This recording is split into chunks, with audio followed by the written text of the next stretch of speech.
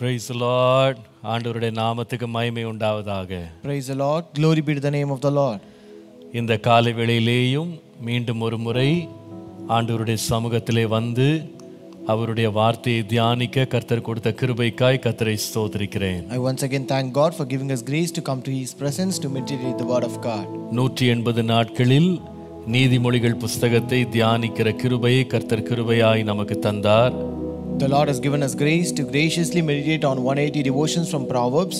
இந்த நாளிலேயும் புது கிருபைகளை தந்து இந்த தியானத்தை நாம் தொடர்ந்து நடத்த தேவன் தாமே நமக்கு அனுக்கிரகம் பாராட்டுவாராக. May the Lord also give us mercy and grace that the Lord may give us new revelations today and lead us in His path. நாம் கண்களை மூடி தேவனை நோக்கி பார்ப்போம். Let us close our eyes and look unto the Lord. அன்புள்ள நேசரேசு எனக்கெல்லாம் அவரே 10,000 பேர்களில் சிறந்தவர். அவர் பள்ளத்தாக்கின் லீலி, அவர் காலை வெடிவெள்ளி 10,000 பேர்களில் சிறந்தவர். துக்கத்தில் என் ஆறுதல், துன்பத்தில் எனதின்பம், என் கவலைகள் எல்லாம் தாங்குவார். அவர் பள்ளத்தாக்கின் லீலி, அவர் காலை விடிவெள்ளி 10,000 பேர்களில் சிறந்தவர்.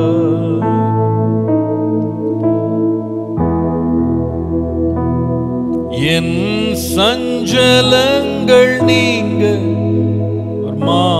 பாவன்பாய் சுமந்து அவர் ஜீவனை விட்டார். நான் யாவையும் வெறுத்தேன் என் நேச மீட்பர்க்காய், அவர் ஒரு போதும் கைவிட மாட்டார். லோகம் என்னை வெறுத்து சாத்தான் சோதித்தாலும் மீட்பர் எனக்கு ஜெயம் தருவார்.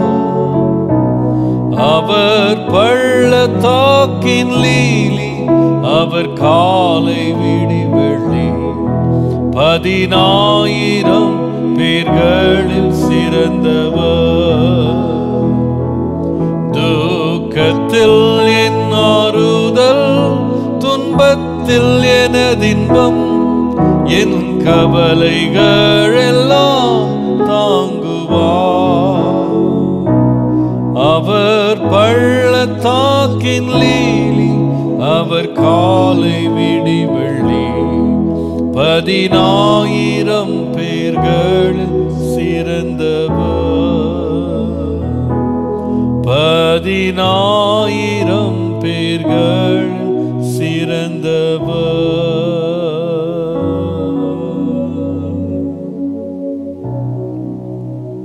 அன்பின் ஆண்டவரே, உம்மை ஸ்தோத்திரிக்கிறோம். Loving God, we praise you, Lord. இந்த காலை வேளையிலே உம்மை நன்றியோடு நாங்கள் துதித்து உம்மை ஸ்தோத்திரிக்கிறோம். Lord, this morning we praise you and we thank you with a grateful heart, Lord. ஆண்டவரே, இன்றைக்கு எங்களுக்கு நலமானவைகளை போதித்து உம்முடைய வழிகளில் எங்களை நடத்துவீராக, உம் சத்தியத்தில் எங்களை போதிப்பீராக. May the Lord teach us that is good to us today, and Lord lead us into a path of truth, Lord. உம்முடைய வல்ல நாமத்தை எங்கள் மத்தியிலே நீர் மகிமைப்படுத்தும்படி ஜெபிக்கிறோம். We pray that the Lord may glorify His great name amidst us. ஆண்டவரே, உம்முடைய கரம் எங்கள் நடுவிலே இறங்கி இன்றைக்கு எங்களுக்கு போதிக்க வேண்டிய மகத்துவமான உம்முடைய சத்தியங்களை போதிக்கும்படி இரக்கமுள்ள கரங்களிலே அர்ப்பணிக்கிறோம். Lord, we commit ourselves in your merciful hands, that let your hand descend upon us today and teach us that is required for us, Lord. உம்முடைய நாமத்தை மாத்திரம் மகிமைப்படுத்தும். Glorify your name alone. இயேசுவின் நாமத்தில் பிதாவே. In Jesus' name we pray. Amen. Praise the Lord. கர்த்தர் நல்லவர், கர்த்தர் பெரியவர். Praise the Lord. God is good and God is great. ஆண்டவருடைய அளவற்ற கிருபையினாலே கடந்த சில நாட்களாக நாம் நீதிமொழிகள் 3ஆம் அதிகாரத்திலிருந்து ஞானத்தை நாம் பற்றி கொள்ள வேண்டிய அவசியத்தை குறித்து நாம் கற்றுக்கொண்டிருக்கிறோம். By the grace of God, for past few days we are learning from the book of Proverbs chapter 3 about the importance of attaining God's wisdom. அதை தோண்ட தோண்ட ஆச்சரியமாய் இருக்கிறது தேவனுடைய வெளிப்படுத்தல். So as we delve deeper into it, the revelation of God is really amazing. நாம் கற்றுக்கொள்ள வேண்டியது ஏராளம் இருக்கிறது. There is a lot that we are supposed to learn. இன்றைக்கு தொடர்ந்து அதை படிக்கலாம். So let us continue to read it even. நீதிமொழிகள் 3ஆம் அதிகாரம் 13ஆம் வசனத்திலிருந்து வாசிக்கலாம். Proverbs chapter 3 verses 13 onwards.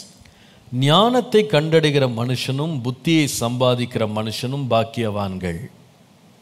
Happy is the man who finds wisdom and the man who gains understanding. அதன் வர்த்தகம் வெள்ளி வர்த்தகத்திலும் அதன் ஆதாயம் பசும் பொன்னிலும் உத்தமமானது. முத்துக்களை பார்க்கிலும் அது வெளியேற பெற்றது.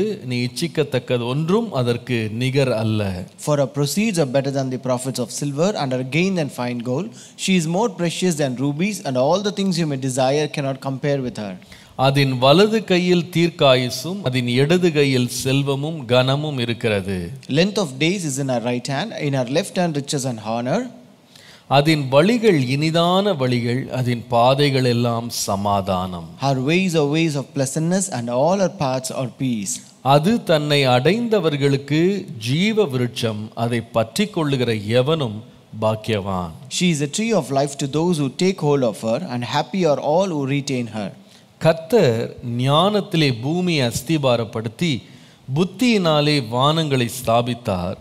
அவருடைய ஞானத்தினாலே ஆழங்கள் பிரிந்தது, ஆகாயமும் பனியை பெய்கிறது. The Lord by wisdom founded the earth, by understanding he established the heavens, by his knowledge the depths were broken up, and clouds dropped down the dew. 21ஆம் வசனம். Verse 21. என் மகனே, இவைகள் உன் கண்களை விட்டு பிரியாதிருப்பதாக, மெய் ஞானத்தையும் நல் ஆலோசனையையும் காத்துக்கொள். My son, let them not depart from your eyes. Keep sound wisdom and discretion. கர்த்தருடைய நாமத்திற்கு மகிமை உண்டாவதாக. Glory be to the name of the Lord. ஆண்டவருடைய அளவற்ற கிருபையினாலே இந்த ஞானத்தின் மேன்மையை நம்ம படித்து கொண்டிருக்கிறோம். By the grace of God, we are learning about God's great wisdom. அதாவது இந்த உலகம் கொடுக்கிற செல்வங்கள் என்று சொல்லப்படுகிற பொன் வெள்ளி முத்துக்களை பார்க்கிலும் இது விசேஷமானது. This is more precious and special than the silver, gold and rubies of this world. ஞானம் என்பது நிகரற்றது என்று வாசிக்கிறோம். We read that wisdom is incomparable. நாம் இந்த நிகரற்ற ஞானத்தை நாம் தெரிந்து கொண்டு இந்த நிகரற்ற ஞானத்தை நம்முடைய வாழ்க்கையிலே நாம் பாதுகாப்போமானால் இந்த ஞானம் தன்னுடைய இரண்டு கைகளினால் நம்மை ஆசீர்வதித்து நிரப்புகிறது. So if we gain and find this wisdom which is incomparable, and if we keep it safely with us, this will bring down great two blessings from us. ஒரு பக்கம் நீடித்த ஆயுசு, on one side it gives us length of days, மறுபக்கத்துல செல்வமும் கனமும். on the left hand it gives riches and கர்த்தருடைய honor. நாமத்திற்கு மகிமை உண்டாவதாக. Glory be to the name of the Lord. அந்த ஆசீர்வதிக்கிற ஆசீர்வாதம் மாத்திரமல்ல, it is not only the blessings that it gives. ஞானம் ஒரு மனிதனை கொண்டு போகிற வழிகளும் ரொம்ப இனிமையான வழிகள். The ways that wisdom can take a man are pleasant ways. அது நம்மை நடத்தி செல்லுகிற பாதைகள் எல்லாம் சமாதானத்தின் பாதைகள். And the path that it takes us and leads us is a path of peace. கர்த்தருடைய நாமத்திற்கு மகிமை உண்டாவதாக. Glory be to the name of the Lord. அந்த ஞானத்தை ஒருவன் அடைந்து விட்டால் அது ஜீவ விருட்சம் போல இருக்கும் என்று வாசிக்கிறோம். We read if a person attains that wisdom, it will be like a tree of life to him. இந்த ஞானத்தை பெற்றுக்கொள்ளுங்கள், ஞானத்தை தெரிந்து கொள்ளுங்கள், ஞானத்தை அடைந்து கொள்ளுங்கள், சம்பாதித்துக் கொள்ளுங்கள் என்று ஞானி தொடர்ந்து பேசிக்கொண்டே வர்ற வேளையில, so when the wise man says you have to pursue this wisdom, you have to attain this wisdom, you have to find this wisdom and gain this wisdom, இந்த ஞானத்திற்கு நல்ல ஒரு உதாரணம் யார் என்றால் தேவனே உதாரணமா இருக்கிறார். so there is a good example for this wisdom. It is God himself.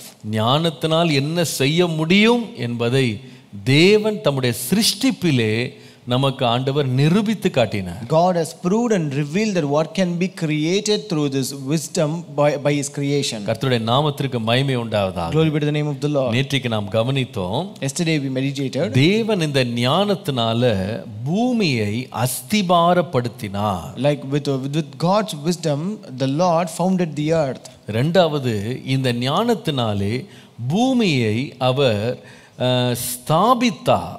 By this wisdom God fixed the earth. மூன்றாவது, அவர் சிருஷ்டித்த, அவர் அஸ்திபாரப்படுத்தின, அவர் ஸ்தாபித்த இந்த பூமியை பனியை பொழிய செய்து அவர் அதை பராமரிக்கிறார். And third, the earth which the Lord founded and fixed, he also flourishes the earth by the dew. அவர் அதை செழிக்க பண்ணுகிறார். He flourishes and prospers it. கர்த்தருடைய நாமத்துக்கு மகிமை உண்டாவதாக. Glory be to the name of the Lord. இன்றைக்கு அடுத்த வசனத்துக்கு போகலாம். Let us go to the next verse today.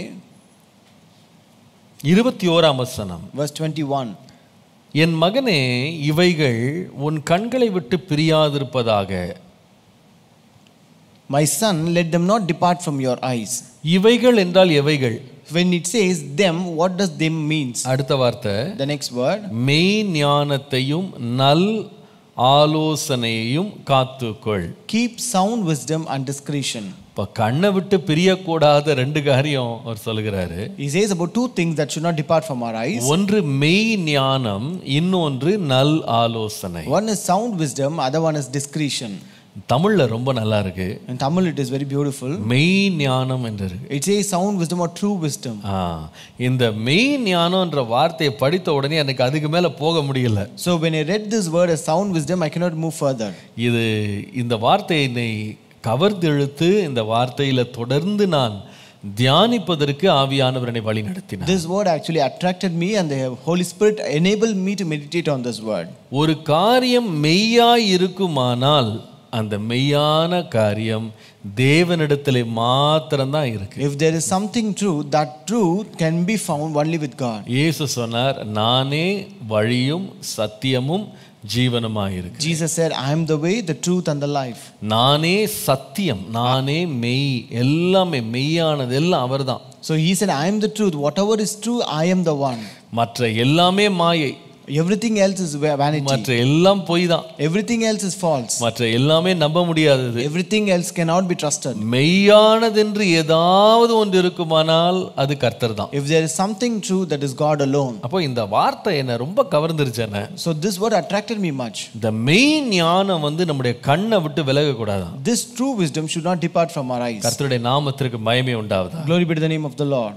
ஆனா பொதுவாக நம்ம ஞானம் அப்படின்னாலே உடனே உலக ஞானத்தை தான் நம்ம உடனே கணக்கு பார்க்கிறோம். So generally when we say wisdom, we will actually consider this world's wisdom. உலகம் எப்படி ஞானத்தை பார்க்குது, எப்படி ஞானத்தை பேசுது, எப்படி ஞானத்தை புரிந்து கொள்ளுது, அதுதான் நம்ம நினைக்கிறோம். We always think about how the world understands wisdom, how the world sees the wisdom, how the world knows the wisdom, speaks about it. அதாவது நம்ம ஞானத்தை சம்பாதித்துக்கொள், ஞானத்தை பெற்றுக்கொள் அப்படின்ன உடனே நம்ம நினைக்கிறோம் எத்தனை புஸ்தகம் வாசிக்கணும், நம்ம எப்படி இந்த உலகத்துல இன்னும் படிக்கணும், எங்கெல்லாம் போய் தேடணும்னு யோசிச்சுட்டு இருக்கிறோம். So when you say that when you have to find wisdom, gain wisdom, we always think how many books we are supposed to find or read and how many books and wherever we need to go in search of this wisdom. ஆனா ஞானம் என்று சொல்லும் பொழுது இந்த ஞானத்தை ஆண்டவர் உலகத்திலிருந்து அல்ல பரத்திலிருந்து இறங்கி வர பண்ணுகிறார். But when you say wisdom, this wisdom is not from the world, but the Lord gives us from above. வேதம் சொல்லுகிறது இந்த மெய் ஞானம் என்கிற தேவ ஞானம் நம்முடைய கண்களை விட்டு விலகவே கூடாது. The Bible says this God's wisdom, which is true wisdom, should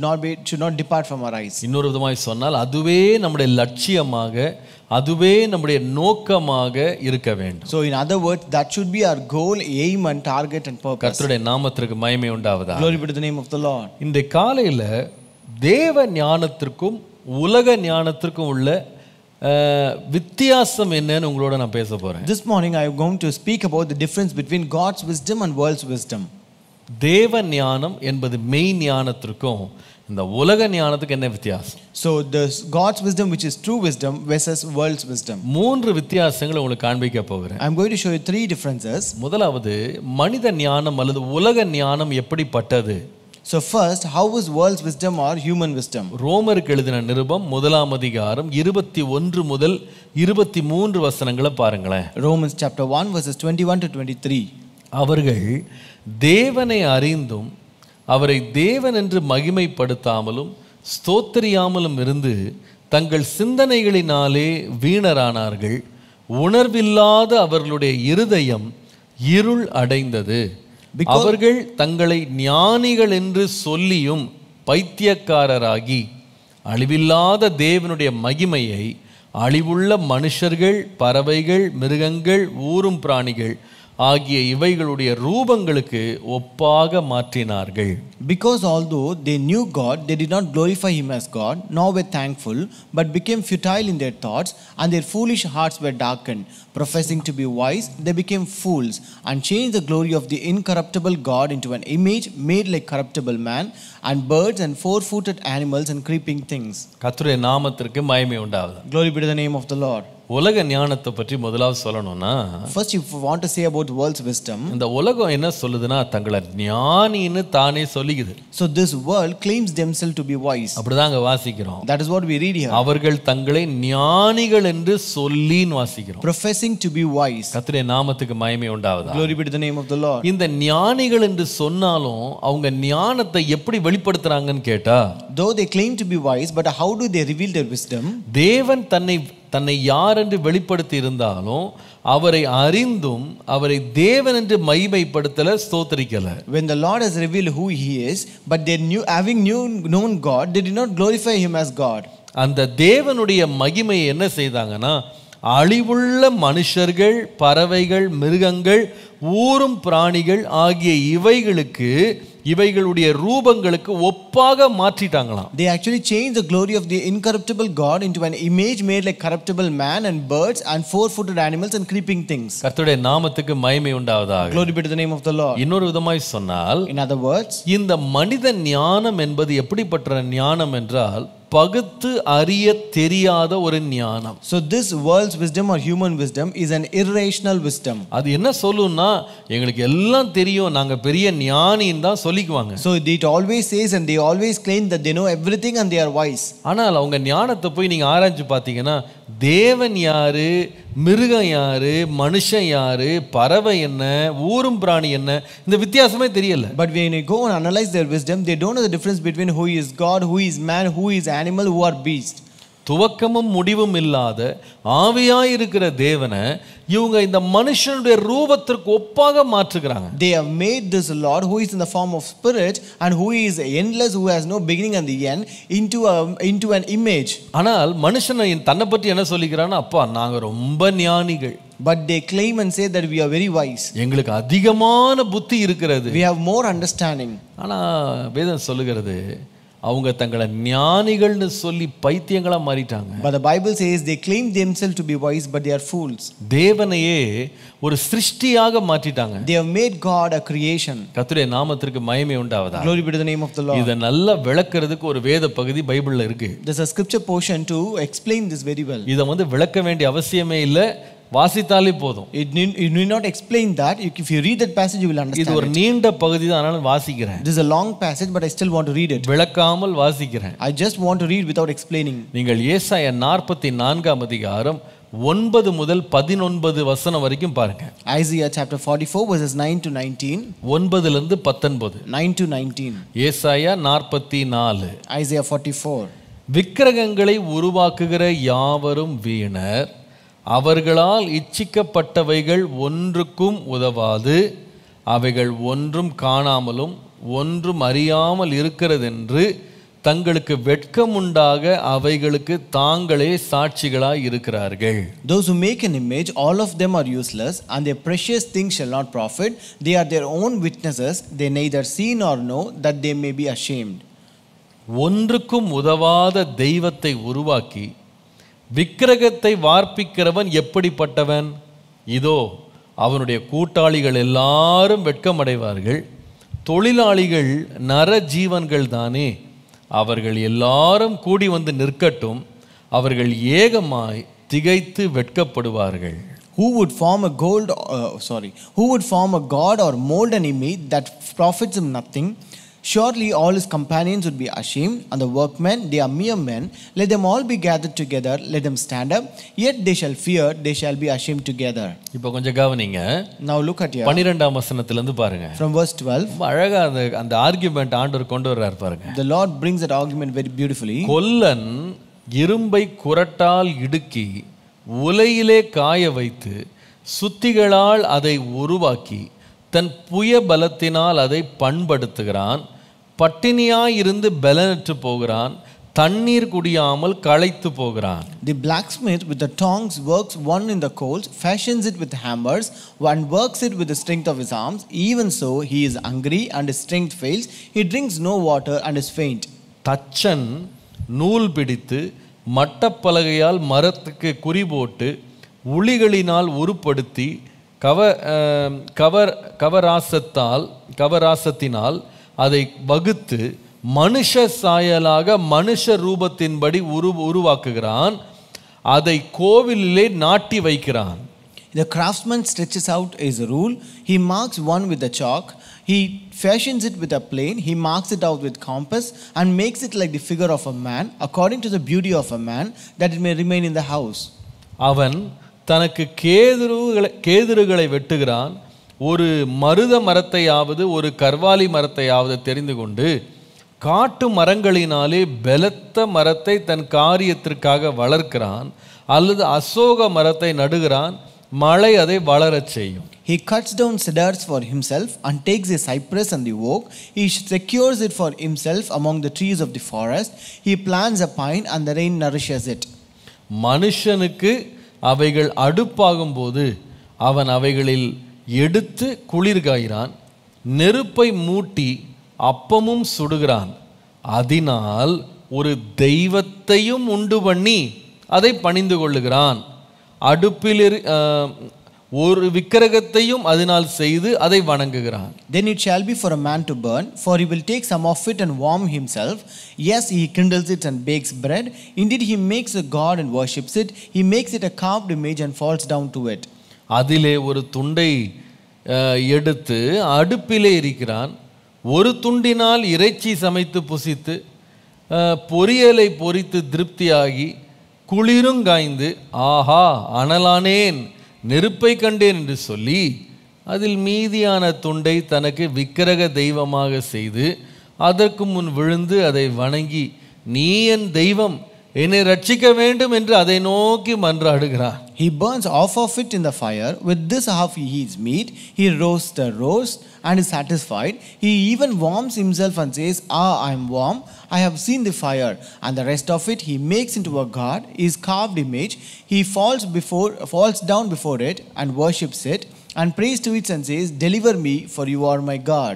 அறியாமலும் உணராமலும் இருக்கிறார்கள், காணாதபடிக்கு அவர்கள் கண்களும் உணராதபடிக்கு அவர்கள் இருதயம் அடைக்கப்பட்டிருக்கிறது. They do not know nor understand, for he has shut their eyes so that they cannot see, and their hearts so that they cannot understand.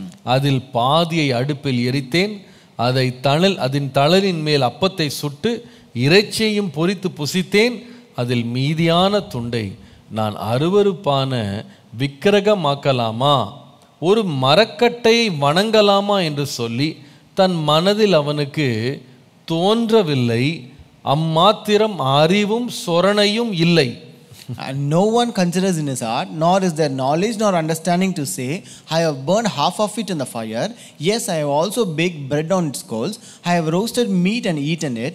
And shall I make the rest of it an abomination? Shall I fall down before a block of wood? என்ன மாதிரி கேள்வி இருக்கு பாருங்க. See how the questions are here. மரத்தை வெட்டி மரத்தை வளர்க்கிற, you cut down a tree and you grow them up. அந்த வளர்ந்த மரத்தை நீ திரும்ப வெட்டி துண்டு போட்டு அதை வைத்து நீ என்ன செய்கிறாய்னா நெருப்பை மூட்டுகிறாய். So the tree which has grown up, you cut it down and you burn it with fire. அந்த நெருப்புல நீ இறைச்சி சமைச்சு சாப்பிடுற, பொரியலை சமைச்சு சாப்பிடுற. So you burn your meat in that, you also roast and eat out of it. அந்த மரத்தை எரிய வச்சு அதிலே குளிர் காய்ற. And you also you burn that wood and you also warm in that. கடைசியில் அதில் ஒரு துண்டை எடுத்து ஒரு உருவத்தை செஞ்சு அதுக்கு முன்னால வணங்கி என்னை ரட்சின்னு சொல்றியப்பா அப்படின்னு கேட்குறேன். And at last you take a piece of that wood, make a image and you fall down at that before that wood and you say deliver me. வேதம் சொல்லுகிறது, the Bible says, இந்த மனித ஞானம் என்று சொல்லுகிறது, உலக ஞானம் என்று சொல்லுகிறது. எப்படிப்பட்ட ஞானம் அப்படின்னு கேட்டா அது பகுத்து அறிவு இல்லாத ஞானம். So the Bible says the wisdom of this world is irrational wisdom. அதான் தெரியலையா உனக்கு? So don't you understand that? ஒரு உருவாக்கப்பட்ட மரம் உன்னை எப்படி ரட்சிக்கும்? How can a tree that is formed can save you? நீ வளர்த்த மரம் உனக்கு எப்படி தெய்வமாகும்? A tree which you grow up, how can it become your God? இத கூட உனக்கு பகுத்து அறியலையாப்பா? So can't you understand even this? ஒரு கல் எப்படி தெய்வமாகும்? How can a stone become a God? நீ என்ன செய்கிற? உனக்கு எங்க ஞானம் போனது? So what are you doing? Where is your wisdom now? இதை பகுத்து அறிகிறது இல்லையா? Why don't you understand it properly? நீயே ஒரு தெய்வத்தை உருவாக்க முடியுமா? Can you yourself make a God?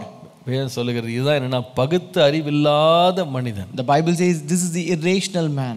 ஆனால் பாருங்க தேவனுடைய ஞானம் எப்படிப்பட்டது தெரியுமா? But how is the wisdom of God? உலகம் பகுத்து அறியாத ஞானத்துல வளரும்போது தேவ ஞானம் புரிந்து கொள்ள முடியாத எட்டாத உயரத்தில் நிற்கிற ஞானம். When the world is growing up in irrational wisdom, God's wisdom is incomprehensible wisdom. அதை ஒருவனாலும் அறிந்து கொள்ள முடியாது. No person can comprehend his wisdom. உதாரணமாக தேவ ஞானம் வெளிப்பட்டது எப்படின்னு சொன்னா அவருடைய ரட்சிப்பிலே வெளிப்பட்டது. For example, the wisdom of God was revealed in his salvation. அவர் எப்படி ரட்சிப்பை இந்த உலகத்திற்கு கொண்டு வந்தார்? How did he bring salvation to this world? பாருங்க அது எப்படி கொண்டு வந்தார்னா மனிதனுடைய கணிப்பிலே தேவன் செய்தது ஒரு பைத்தியக்காரத்தனமா தெரிந்தது. So in the intention of man or in thoughts of man, what the Lord did was totally insane to man. தேவன் மனிதனாக பிறந்தது மனிதனால் ஏற்றுக்கொள்ள முடியல. God being born as a man could not be taken by a man.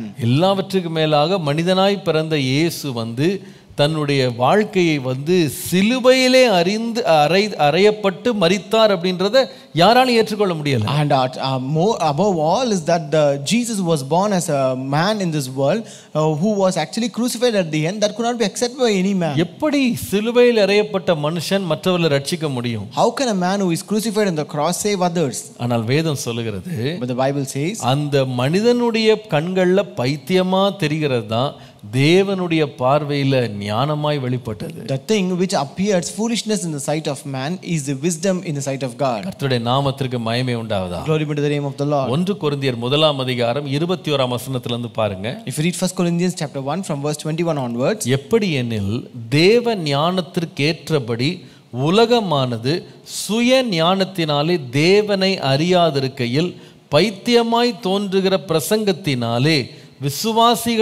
விசுவாசிக்கிறவர்களை ரட்சிக்க தேவனுக்கு பிரியமாயிற்று. For since in God's wisdom the world did not know God through wisdom, God was pleased to save those who believe through foolishness of the message preached. இன்னொரு விதமா இது சொல்லணும்னா, in other words, அந்த வசனம் திரும்ப 21ஆம் வசனம் பாருங்க. verse 21, தேவ ஞானத்திற்கு ஏற்றபடி உலகமானது சுய ஞானத்தினாலே தேவனை அறியாதிருக்கையில்னு போட்டிருக்கு. So it says in God's wisdom the world did not know God through wisdom. இன்னொரு விதமா சொன்னா, in other words, தேவன் மனிதன் ரட்சிப்பை பெறுவதற்கு மனித ஞானத்தை எவ்விதத்திலையும் அவன் பயன்படுத்தக்கூடாதுன்றதை தேவன் வைத்திருந்தார். So God rejected the possibility of salvation by human intellect and wisdom. மனுஷன் ஞானம் அதுல பயன்படவே கூடாது. Man's wisdom should not be used in that. அதனால மனுஷனுடைய ஞானத்துக்கு எட்டினபடி தேவன் அவனுக்கு ரட்சிப்பை கொடுக்கல. So therefore God did not give salvation that could reach the human intellect. மனிதனுடைய கண்கள்ல பைத்தியமா தெரிகிற ஒரு காரியத்தை வைத்து தான் தேவன் தம்முடைய ரட்சிப்பை நிறைவேற்றி முடித்தார். The Lord fulfilled his salvation only through things which appear foolishness in the sight of man. இதை இப்படி சொல்லலாம், பைத்தியம்னு சொல்ற வார்த்தையை விட மனுஷனுடைய மூளைக்கு எட்டாதது, புரியாதது, அவனுக்கு சூனியமா இருக்கிற ஒரு காரியத்தை வைத்து கர்த்தர் என்ன செய்தார்னா ரட்சிப்பை ஏற்படுத்தினார். Rather than saying foolishness, we can say that it is something like a mystery or something which you can understand. Through that the Lord actually fulfilled his salvation. 22ஆம் வசனம் பாருங்க. Verse 22, யூதர்கள் அடையாளத்தை கேட்கிறார்கள், கிரேக்கர்கள் ஞானத்தை தேடுகிறார்கள், நாங்களோ சிலுவையில் அறையப்பட்ட கிறிஸ்துவை பிரசங்கிக்கிறோம். For the Jews ask for signs and the Greeks seek wisdom, but we preach Christ crucified. அவர் யூதருக்கு இடரலாயும் கிரேக்கருக்கு பைத்தியமாயும் இருக்கிறார். A stumbling block to the Jews and the foolishness to the Gentiles. ரொம்ப ஆச்சரியமா இருக்கு. It's really surprising. ஆண்டவர் ரட்சிப்பை கொண்டு வைத்தா யூதருக்கு இடரலா இருக்கான், கிரேக்கர்களுக்கு பைத்தியமா இருக்கான். When the Lord has kept salvation, it is a stumbling block to the Jews and foolishness to the Gentiles. ஆனா உலகத்துக்கு பைத்தியமா தெரிந்ததை வைத்து தான் தேவன் உலகத்தையே ரட்சித்தார். But the Lord saved the entire world only through that which appeared foolishness to the கர்த்தருடைய world. நாமத்திற்கு மகிமை உண்டாவதாக. Glory be to the name of the Lord. ஆகவே தான் 24ஆம் வசனம் சொல்லுகிறது, That's why verse 24 says, யூதரானாலும் கிரேக்கரானாலும் எவர்கள் அழைக்கப்பட்டிருக்கிறார்களோ அவர்களுக்கு கிறிஸ்து தேவ பலனும் தேவ ஞானமுமாய் இருக்கிறார். Yet to those who are called both Jews and Greeks, Christ is God's power and God's wisdom. கர்த்தருடைய நாமத்திற்கு மகிமை உண்டாவதாக. Glory be to the name of the Lord. பாருங்க, அதனால தேவன் தம்முடைய ஞானத்தை வெளிப்படுத்தும் போது எப்படி வெளிப்படுத்துறாருன்னா 25ஆம் வசனத்துல வாசிக்கிறோம். Therefore when the Lord revealed his wisdom, he revealed in the verse 25, இந்தப்படி தேவனுடைய பைத்தியம் என்பது மனுஷருடைய ஞானத்திலும் அதிக ஞானமாய் இருக்கிறது. because God's foolishness is wiser than human wisdom. கவனிச்சீங்களா என்னன்னு சொல்றது? Did you notice that? தேவனுடைய பைத்தியம், அதாவது இன்னொரு விதமாய் சொன்னால் தேவனுடைய ஞானத்தின் சிறிய அளவு கூட மனுஷனுடைய ஞானத்திலும் பெரிதா இருக்கிறது. So God's foolishness or even minute wisdom of God is wiser than human wisdom. அதாவது தேவனுடைய ஞானத்தை ஒப்பிடவே முடியாது. You cannot compare with God's wisdom. அதை புரிந்து கொள்ளவே முடியாது. You cannot understand it. ஏன் இப்படி கர்த்தர் இந்த மாதிரி மனுஷனுக்கு புரியாத ஒரு காரியத்தை வைத்து கர்த்தர் எப்படி இதை நிறைவேற்றி முடித்தார்? So why did God use something which a human cannot understand and fulfill his salvation? 30-31 வசனம் பாருங்க. Verse 30 and 31 says, அந்தப்படி நீங்கள் அவராலே கிறிஸ்து இயேசுவுக்கு உட்பட்டிருக்கிறீர்கள். எழுதியிருக்கிறபடி மேன்மை பாராட்டுகிறவன் கர்த்தரை குறித்தே மேன்மை பாராட்டத்தக்க அவரே தேவனால் நமக்கு ஞானமும் நீதியும் பரிசுத்தமும் மீட்புமானார். But of him are ye in Christ Jesus, who of God is made unto us wisdom and righteousness and sanctification and redemption, that according as it is written, he that glorieth, let him glory in the Lord. கர்த்தருடைய நாமத்துக்கு மகிமை உண்டாவதாக. Glory be to the name of the Lord. முடிவு என்னன்னா, ஆண்டவர் கடைசியில கனமும் மகிமையும் துதியும் ஆரவாரமும் யாருக்கு வரணும்னு ஆண்டவர் விரும்பினார்னா தேவனுக்கு வரணும். So because the Lord desired that all the glory, all the honor, all the respect, everything should come to the Lord at the end. முடிவுல மனுஷன் சொல்லக்கூடாது என் ஞானத்தினால தான் நான் ரட்சிப்பை பெற்றுட்டேன் அப்படின்னு சொல்ல முடியாது. At the end the man should not say that I have received or attained my wisdom only through my wisdom. அவன் சொல்லுவான் கடைசியில, he will say at last, இது என் கண்ணுக்கு பைத்தியமா தெரிஞ்சது. This appeared foolishness to me. இது என்னுடைய கண்கள்ல புரியாததா இருந்தது. This was totally I could not understand it. என்னால விளங்கிக் கொள்ள முடியாததா இருந்தது. This was something which I cannot understand. ஆனா இந்த விளங்கிக் கொள்ள முடியாத பைத்தியம் போல தெரிந்ததை வைத்து தேவன் இவ்வளவு பெரிய மகிமையை வெளிப்படுத்திட்டாரா? But through this thing which is totally a foolishness to me, but the Lord has fulfilled such a great thing in my life. நான் சொல்லுவேன், அதனால தேவனுடைய ஞானம் எப்படிப்பட்டது என்று சொன்னால், மனித ஞானம் பகுத்து அறிய முடியாத ஞானமா இருக்கிற வேளையில தேவனுடைய ஞானமோ அறிவுக்கு எட்டாத ஞானமா இருக்கிறது. Therefore I could tell when human wisdom is irrational wisdom, whereas God's wisdom is incomprehensible wisdom. இரண்டாவது தேவ ஞானத்திற்கும் உலக ஞானத்துக்கும் வித்தியாசம் என்ன? The second difference between God's wisdom and human wisdom. 73ஆம் சங்கீதம் 22ஆம் வசனம் பாருங்க. Psalm 73 verse 22. நான் காரியம் அறியாத மூடனானேன், உமக்கு முன்பாக மிருகம் போல் இருந்தேன் சொல்கிறார். He says, I was so foolish and ignorant, I was like a beast before you. இரண்டாவது சொல்லுவேன், மனிதனுடைய ஞானம் என்பது ஒரு கீழ்த்தரமானது அல்லது தரம் குறைந்த ஒரு ஞானம். So second I could tell world's wisdom or human wisdom is inferior wisdom. அதை நான் எப்படி சொல்லலாம்னா, அவர் சொல்லுகிறார் சங்கீதக்காரன் நான் காரியம் அறியாத மூடனானேன், மிருகத்தை போல இருந்தேன்னு சொல்லுகிறார். So here psalmist says, I was so foolish and ignorant, I was like a beast. எந்த சூழ்நிலையில் இது சொன்னாரு? In what situation did he say this? நீங்கள் 3ஆம் வசனத்திலிருந்து அதே சங்கீதம் வாசிப்பீர்களானால், if you read verse 3, from verse 3 onwards in the same psalm, அங்க பாத்தீங்கன்னா துன்மார்க்கனுடைய செழிப்பை பார்த்த பொழுது மனவேதனைப்பட்டவர், பொறாமைப்பட்ட ஒரு நிலைக்கு அவர் போகிறார். So when he saw the prosperity of the wicked, he was totally depressed and he was envious of them. அவர் சொல்லுகிறாரு, மரண பரியந்தம் அவங்களுக்கு இடுக்கணே கிடையாது. He says, for there is no pangs in their death. அவங்க பெலன் ரொம்ப உறுதியா இருக்கு. Their strength is firm. அவங்க எந்த வருத்தத்திலயும் அகப்பட மாட்டேங்கிறாங்க. They are not in any trouble.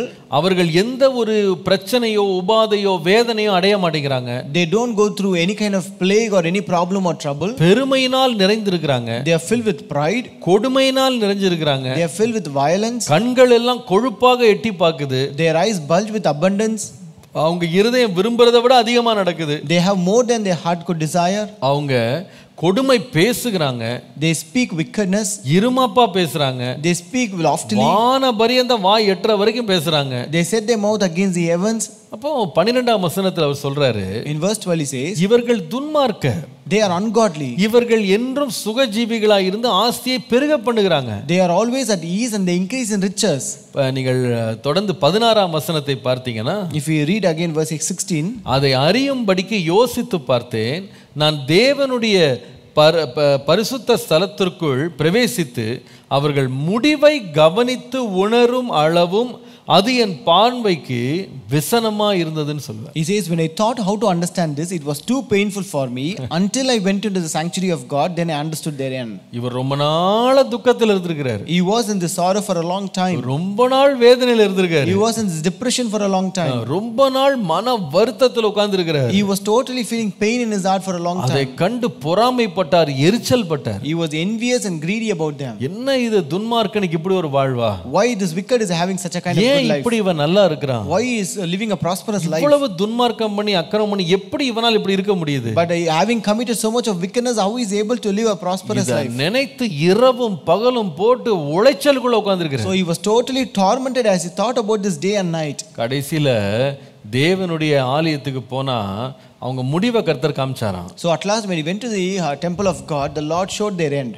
அது வரைக்கும் மனசுக்கு விசனமா இருந்துச்சாம். Until then it was painful to him. அவர் சொல்றார் கடைசில நான் ஒரு மூடன மாதிரி இருந்திருக்கேன். He says at last I was like a fool. உமக்கு முன்பா ஒரு மிருகம் போல இருந்திருக்கேன் ஆண்டவரே. He says I was like a beast before you, Lord. ஒண்ணுமே புரியாதவனா இருந்திருக்கேனே. I was a person who did not understand anything. அதான் நான் சொல்லுவேன், மனுஷனுடைய ஞானம் பாருங்க ரொம்ப தரம் தாழ்ந்த ஞானம். That's why I could tell you man's wisdom is inferior wisdom. பொதுவாக நம்முடைய ஞானத்தை வைத்து, உலக ஞானத்தை வைத்து ஒரு காரியத்தை நம்ம பார்க்கும்போது அநேகவேளை தவறாக கணித்துறாங்க. So many times when we see things in this world through humans wisdom, we will consider them in a wrong way. நம்மளால முழு படத்தையும் பார்க்க முடியல. We will not be able to see the entire picture. முழு உண்மையை அறிய முடியல. We will not be able to understand the entire truth. நம்ம ஏதோ ஒன்ன கொஞ்சத்தை பிடிச்சிக்கிட்டு ஒன்ன பார்த்துட்டு அதிலே முடிவெடுத்து அதுக்காக நம்ம துக்கப்பட்டுக்கிட்டு இருக்கோம். We will see only one part and we will just have one small thing and we will take a decision based on that and we will be in that sorrow. அதுவே நமக்கு துக்கமா மாறிடுது. That becomes a great sorrow for us. அவர் சொல்றார், இத பார்த்து பார்த்து இத்தனையோ நாள் சஞ்சலத்திலே கடந்தேன். So he says I was looking at this and it was really painful for me. கடைசில கண்டுபிடிச்சேன் நான் இப்படிப்பட்ட ஒரு முட்டாளா இருந்திருக்கிறேனே. At last I found out that I was such a fool. ஒரு மிருகம் போல இருந்திருக்கிறேனே. I was like an animal. கர்த்தர் மாத்திரம் இதனுடைய முடிவை காமிக்கலனா நான் கடைசி வரைக்கும் துக்கத்திலே தான் உட்கார்ந்திருப்பேன். If God would have not shown their end, I would be sitting in this pain and sorrow. மனுஷனுடைய ஞானம் எப்படிப்பட்டதுன்னா தரம் தாழ்ந்த ஞானம். Human wisdom is inferior wisdom. ஆனால் தேவனுடைய ஞானம் எப்படிப்பட்டது தெரியுமா? But how is God's wisdom? அது முடிவில்லாத அல்லது எல்லை இல்லாத அளவிட முடியாத ஞானம். It is infinite wisdom. நம்முடைய ஞானம் ரொம்ப குறைவானது. Our wisdom is inferior. தேவனுடைய ஞானம் அளவிட முடியாது. But God's wisdom is infinite. நீங்கள் ஏசாயா 55:8 முதல் 9 வசனங்களை பாருங்க. If you read Isaiah 55:8 and 9, என் நினைவுகள் உங்கள் நினைவுகள் அல்ல, உங்கள் வழிகள் என் வழிகளும் அல்லவென்று கர்த்தர் சொல்லுகிறார். For my thoughts are not your thoughts, nor are your ways my ways, says the Lord.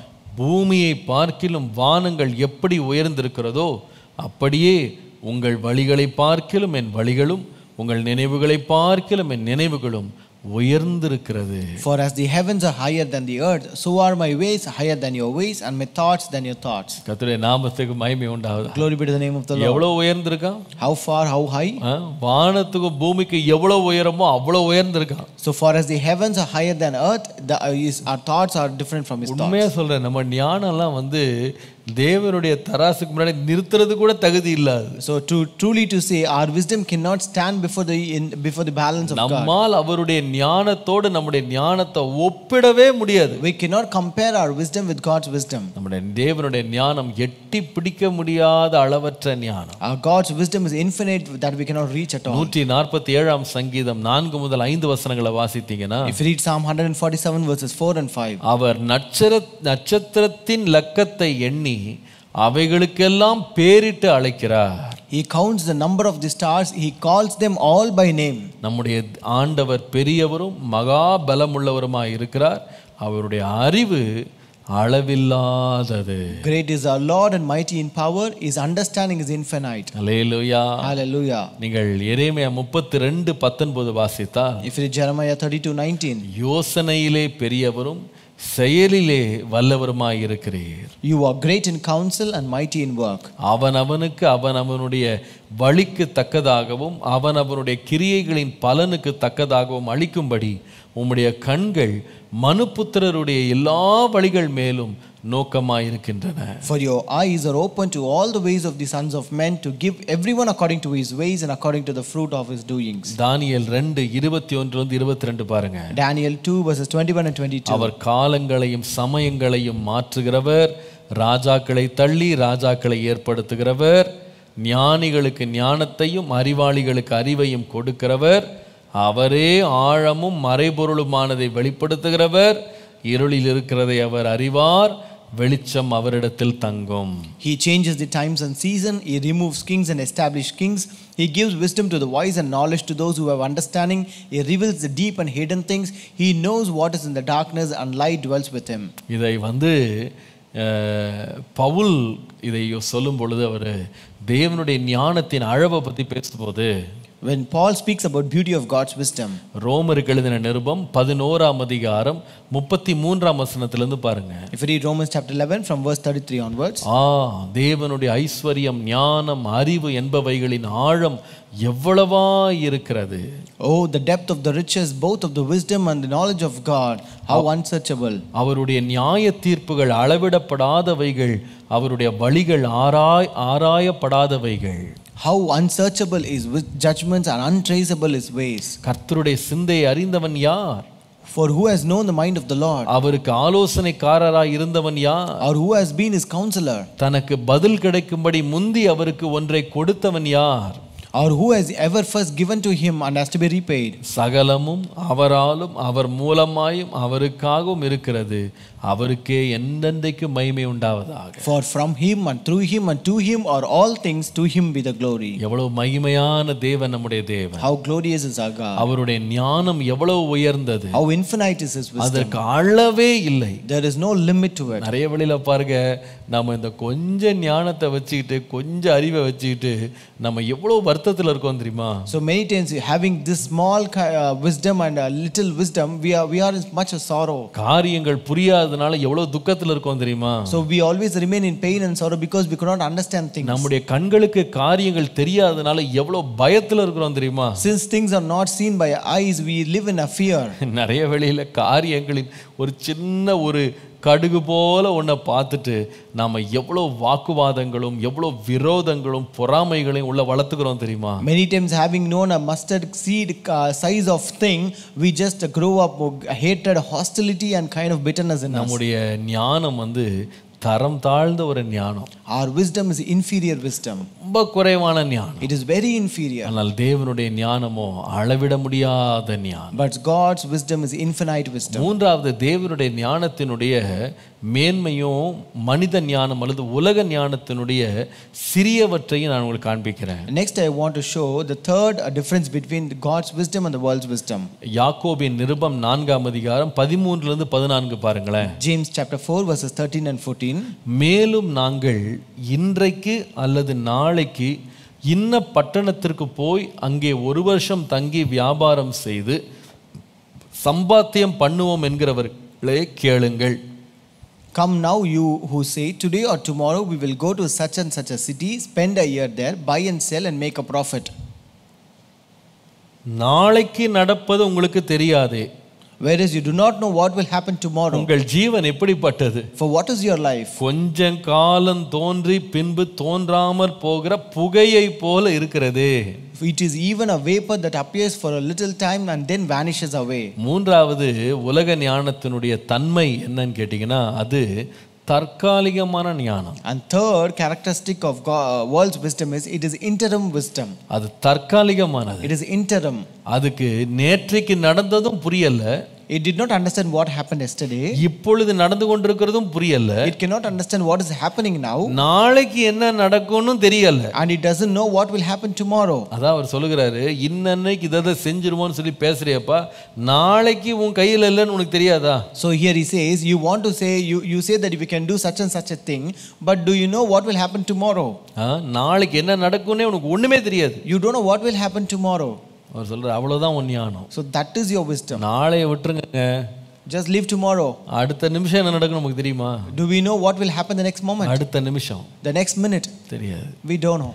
நமக்கு என்ன நடக்கும்னு நமக்கு தெரியாது, மற்றவர்களுக்கு என்ன நடக்கும்னு நமக்கு தெரியாது. We don't know what will happen to us and also what will happen to others. அடுத்த நிமிடம் நம்முடைய பூமியில என்ன நடக்கும் நமக்கு தெரியாது. We don't know what will happen in our earth the next minute. இன்னைக்கு பாருங்க, அந்த ஆக்சிடென்ட்ஸ்னு சொல்றாங்கல்ல, விபத்துகள்.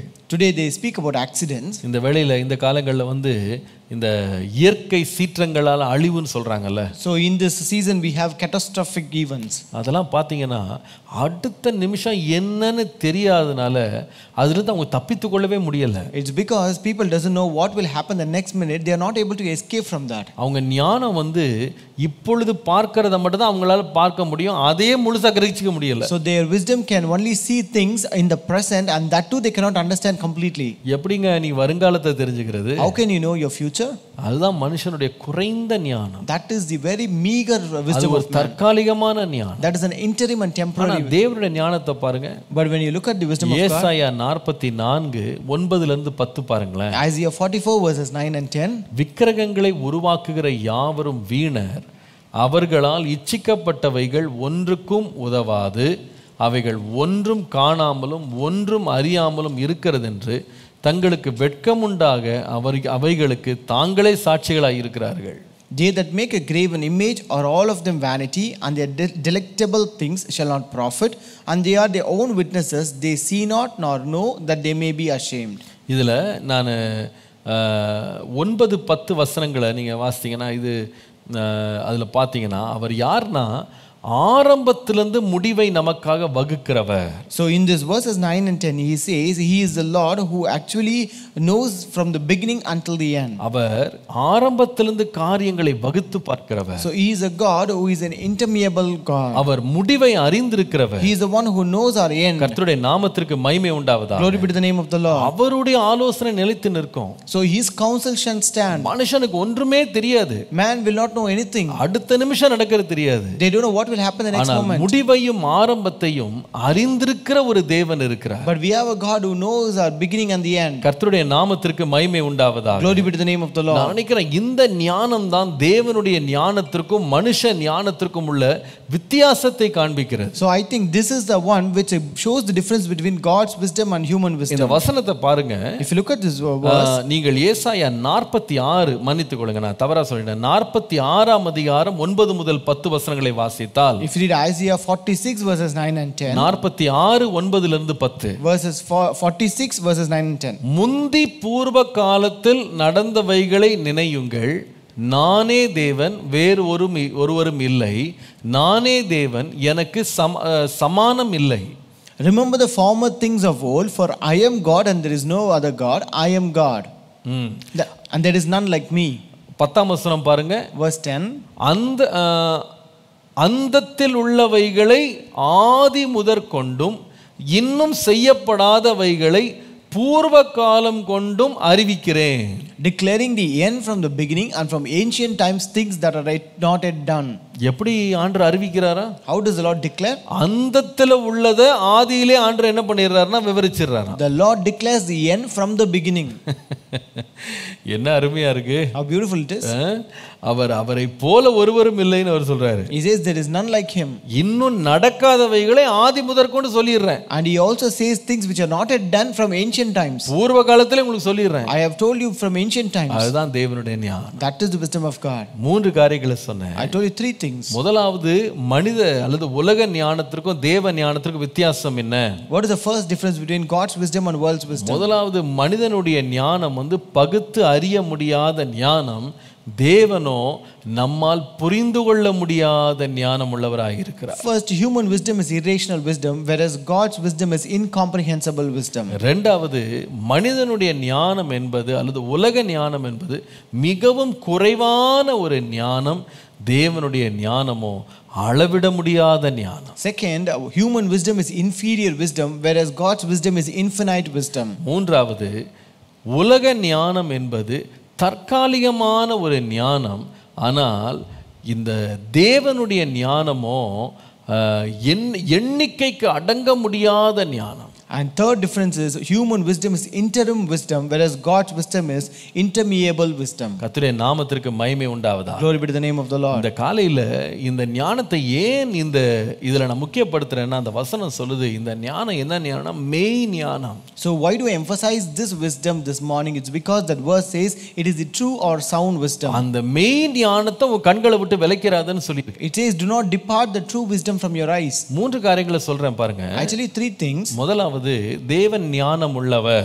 First, God is wise. இரண்டாவது தேவன் ஞானத்தை தருகிறவர். Second, God gives wisdom. மூன்றாவது தேவனே ஞானமானவர். And third, God is wisdom. மூன்று காரியம். Three things. முதலாவது தேவன் ஞானம் உள்ளவர். First, God is wise. இரண்டாவது தேவன் ஞானத்தை தருகிறவர். Second, God gives wisdom. மூன்றாவது தேவனே ஞானமாக இருக்கிறவர். And third, God is wisdom. தேவனே ஞானமாக இருக்கிறார். God is wisdom.